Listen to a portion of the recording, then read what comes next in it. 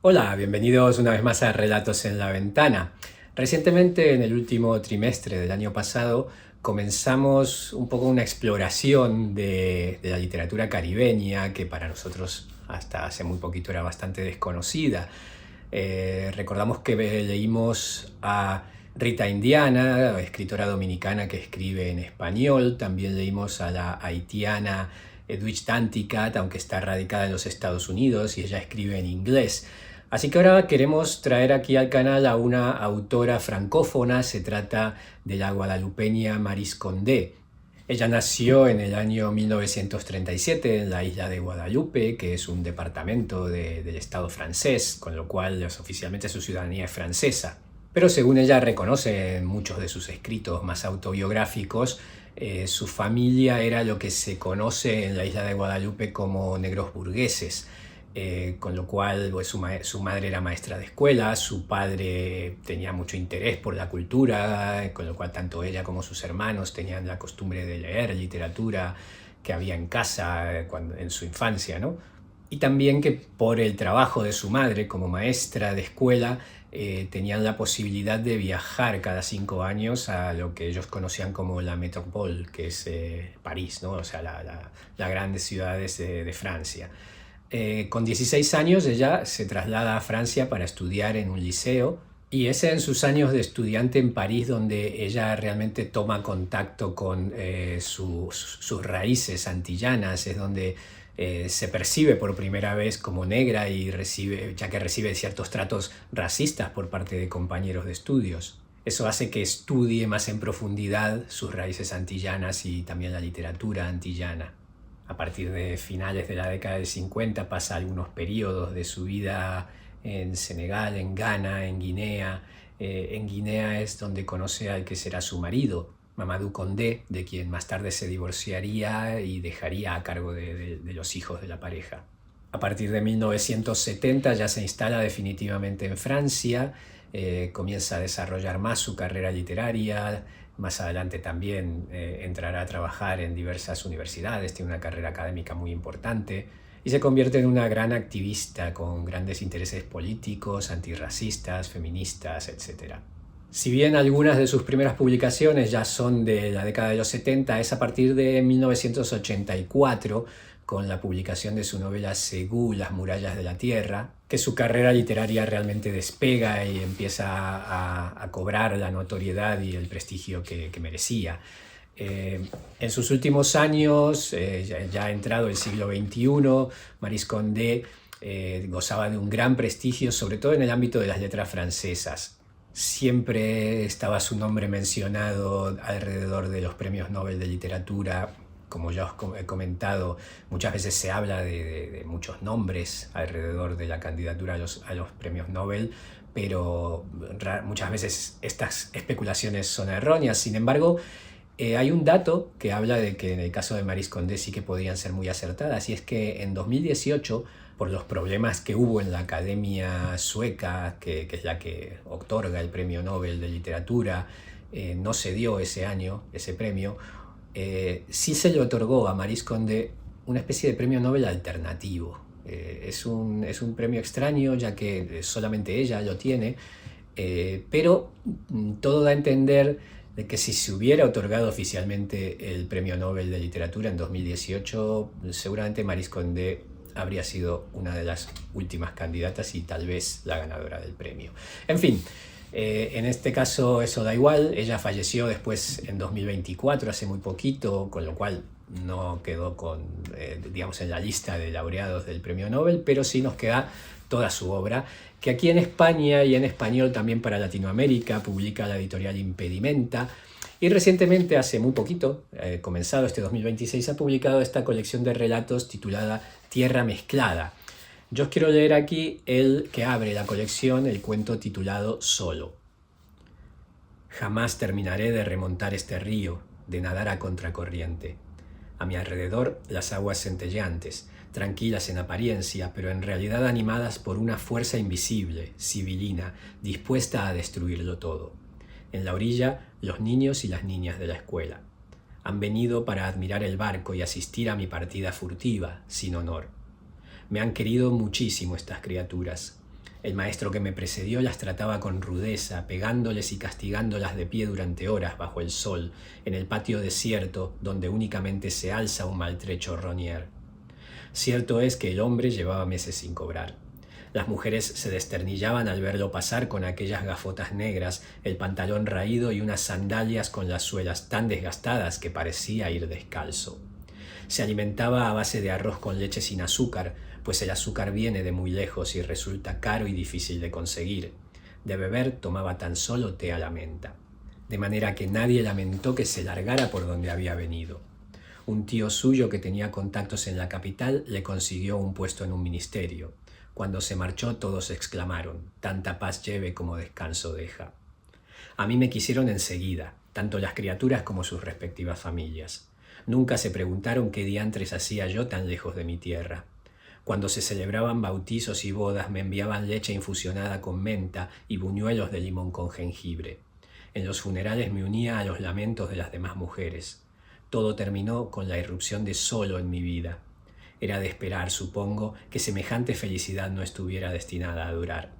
Llevo remando a contracorriente desde el vientre de mi madre. Mi madre se llamaba Solitude, bonito nombre para una mujer cuyo corazón y cuya cama jamás estuvieron vacíos. Poco después de la Segunda Guerra Mundial, tuvo un hijo al que llamó José, fruto de su relación con un maestro que le hacía constantes promesas de matrimonio, pero que no terminaba de decidirse a pasar por la vicaría. José tenía 3 meses cuando el maestro se unió a la disidencia. Cierto general se negó a aceptar la derrota de Francia y miles de jóvenes antillanos se sumaron a su causa marchándose a participar en un combate que no les incumbía en absoluto. El maestro le suplicó a mi madre que lo esperara y pospuso la boda hasta su regreso del frente. Pero fueron pasando los años, los aliados ganaron la guerra y regresaron los últimos combatientes. Ni rastro del maestro. Presa de la desesperanza, mi madre cayó en las redes del hijo bastardo de un joyero italiano, dueño de una tienda en la Rue Frevolt. Yo soy fruto de aquella unión que no sobrevivió a mi nacimiento. Tenía apenas 2 años cuando el maestro por fin regresó. Había aprovechado su estancia en Francia para proseguir sus estudios, matricularse en la Facultad de Derecho y convertirse en abogado. Al enterarse de la traición de mi madre montó en cólera y se negó en redondo a casarse con ella. Y así fue como me convertí en el principal obstáculo entre mi madre y la felicidad, mi madre y la respetabilidad, mi madre y el ansiado ascenso social. Después de mí, aún tuvo media docena de hijos con su maestro reconvertido en abogado, pero como éste terminó casándose por todo lo alto con una mulata de la ciudad, jamás los reconoció. Demasiadas criaturas malqueridas han contado ya sus historias. No es preciso que venga yo ahora y añada mi relato a los suyos. Me limitaré a decir que por lo menos conté con una salvadora, mi madrina, la hermanastra de mi padre cuyo prometido había muerto en esa dichosa Segunda Guerra Mundial que tanto marcaría mi destino. Se llamaba Reza, era pura y bella, al menos así es como yo la veo. Vivía en el cerro de Masabiel, en una casita baja pintada de verde. Murió de fiebre tifoidea cuando yo tenía 17 años. A partir de entonces, nada, excepto mi hermano José, me unía ya a aquella isla donde solamente Reza había encarnado, para mí, algo de calor y generosidad. Una mañana de septiembre desembarqué en Burdeos con el propósito de cursar estudios superiores. Durante meses formé parte del triste batallón de los estudiantes sin hogar, sin dinero y sin amor. A pesar de eso, o tal vez precisamente por eso, aprobé los exámenes sin el menor esfuerzo. Con mi título de maestra en el bolsillo, solo albergaba un deseo: poner la mayor distancia posible, el océano más vasto y las tierras más lejanas, entre mi madre y yo. José me escribía que su cabello comenzaba a encanecer, que su andar se ralentizaba y que pronunciaba mi nombre con un tono imbuido de algo muy similar al remordimiento. Aún así, escribía a todos los ministerios. Un buen día me respondieron. Me proponían un contrato para enseñar en un pueblo perdido de la nueva República de T. El amor es una costumbre, algo que a ciertos seres humanos se les inculca desde la más tierna infancia, como la limpieza. El cariño que recibí en cuanto llegué a aquel pueblecito, en el fondo, me resultaba una forma de tortura. No estaba acostumbrada. Alababan mi inteligencia mientras que yo me consideraba de lo más mediocre. Celebraban incluso mi mutismo y mi torpeza. No me reconocía en absoluto en su mirada. Todos los sábados había mercado en el pueblo. Los granjeros recorrían largas distancias para vender el poco ganado que quedaba tras la gran sequía: camellos de ojos hermosos, vacas de largos cuernos, ovejas de pelaje blanco. Las mujeres vendían aves de corral, leche fermentada y dátiles. Con la espalda apoyada contra los árboles de karité, los sucunaves se sentaban sobre pieles de cabra y disponían a su alrededor toda suerte de polvos, hojas, talismanes y amuletos. A veces algunos de ellos, con gesto inspirado, lanzaba a lo lejos un puñado de cauríes y sacudía la cabeza misteriosamente. La magia, procede emplear esa palabra, siempre me ha fascinado, pues mi madrina Reza la practicaba. Prefería el viernes, día del espíritu, pero pasaba consulta a diario en una habitación de su casa siempre herméticamente cerrada. Cuando me asomaba a hurtadillas, veía en las paredes un sinfín de imágenes de santos, la Virgen y Jesucristo, desnudo y sanguinoliento. Había un altar con velas, lamparitas de aceite, cuencos de barro, botellas. El suelo estaba repleto de dibujos trazados con tiza. Flotaba en el aire el aroma del incienso y yo me imaginaba cómo serían aquellas largas y benéficas sesiones, cómo mi madrina tomaba entre sus manos las cabezas doloridas y cargadas de males, reminiscencias, desesperanza, cómo las rociaba con agua lustral y las calmaba. Una mañana, al acercarme al recinto del mercado, divisé un corro de niños. Rodeaban a un hombre joven ataviado tan solo con un taparrabos harapiento y cubierto de polvo. Largos mechones de cabello enrojecidos por el sol y enmarañados como rastas le caían sobre los hombros. Miraba fijamente a un punto en el vacío con aire de iluminado. Algunas mujeres se arrodillaban para dejarle calabazas con comida. Un niño me explicó: «Es solo. Cuando termina de comerse el arroz que le damos aquí, se marcha a otro pueblo y después vuelve». «¿Qué le pasa?» «Nada, que está loco». La imagen de Solo me persiguió durante todo el día. Quienes busquen explicaciones realistas dirán que me sedujo su rostro hermoso, la curvatura de su torso y sus piernas largas, y quizá tengan parte de razón. Hasta entonces no me había atrevido a mirar a ningún hombre por miedo a tener que asfixiar mi amor una vez más, pero aquel no podía rechazarme. Al ocaso salí de la cabaña elevada donde vivía, algo apartada del pueblo, y regresé al mercado. Allí estaba solo, inmóvil, envuelto en polvo, rodeado de las calabazas con arroz. Me siguió sin resistencia. Yo había encendido el fuego y calentado agua con un par de bolas de alcanfor y un puñado de hierbas olorosas para inducir el sueño. Lo bañé, le lavé el pelo con pulpa de nuez de palma, le embadurné los miembros con manteca de karité, lo vestí con una túnica de percal blanca, lo tumbé sobre una esterilla. Seguía dormido cuando me marché a la escuela. En el pueblo solo se hablaba de su desaparición. ¿Dónde se habría metido? ¿Habría remontado el río hasta la ciudad de la desembocadura? En cualquier caso, era un mal presagio. Alguien debía de haberlo enfadado o asustado. Alguien debía de haber perturbado sus rutinas y por consiguiente el orden de las cosas. Cuando les preguntaban al respecto, los sucunabe no sabían qué responder. No me detendré demasiado en la paciencia y los cuidados que necesité para curar a Solo. Se convirtió en mi única obsesión. Empecé a desatender mis clases, que hasta entonces me llenaban por completo. Las preparaba de cualquier manera, con prisas y desgana. Las puertas de mi casa dejaron de estar siempre abiertas. Me enclaustré hasta que al cabo de no pocos meses conseguí arrancarle al silencio de Solo alguna palabra, algún recuerdo a las brumas de su memoria. Y un buen día comenzó a contarme su historia. Su madre, Nafaya, era hija del mozo de cuadra del Palacio Real. Cuando la nueva república derrocó la monarquía, su padre quedó reducido a un paria. Para mantener a su familia, Nafaya se puso a vender buñuelos de arroz con miel. Una noche, un rico comerciante que estaba de paso por la ciudad, fingiendo interés en comprarle toda su mercancía, la llevó al campamento donde se alojaba y la sedujo. Se marchó al amanecer, aunque enseguida sintió remordimientos y en un intento por reparar su honor, envió al mozo de cuadra un canasto repleto de nueces de cola y 20.000 francos. 9 meses después, Nafaya dio a luz a un niño a quien llamó Solo. Se negó a amamantarlo. Lo que nadie sabía es que mantenía una relación con un primo que por aquel entonces andaba en China estudiando las mejores técnicas para sembrar arroz, construir diques de protección y reconducir el río para irrigar el valle y devolverle su verdor. A su regreso, el primo montó en cólera y la abandonó. El inicio de su historia se parecía tanto a la mía que inevitablemente quedé fascinada. Sin embargo, hube de esperar bastantes días para escuchar el resto. A diferencia de mi madre, Nafaya sí llegó a pasar por el altar.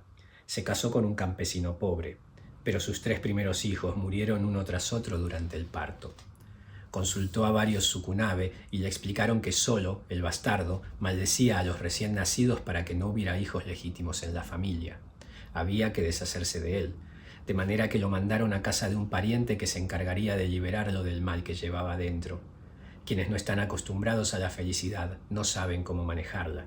Al cabo de un tiempo no pueden evitar exponerla a la envidia y la maldad de los hombres para que éstos la destruyan y regresar así a su condición primera, la de excluidos. Porque al fin y al cabo la exclusión tiene su gracia. Podríamos haber vivido felices en la clandestinidad, de no ser porque un buen día solo decidió reaparecer por el pueblo.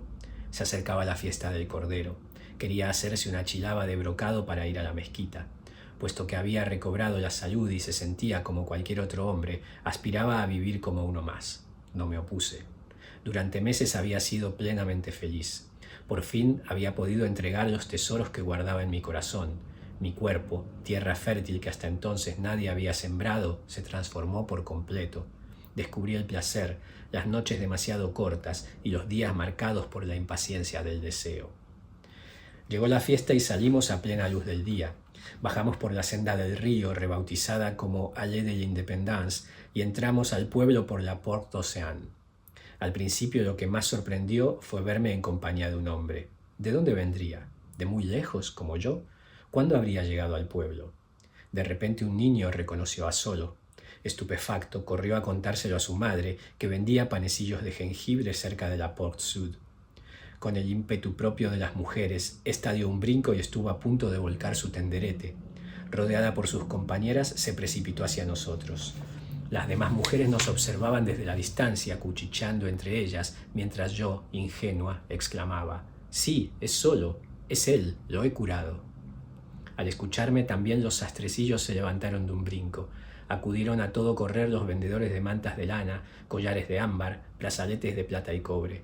Formaron un corro y en un abrir y cerrar de ojos nos encontramos en el centro, aislados, sospechosos, excluidos, otra vez.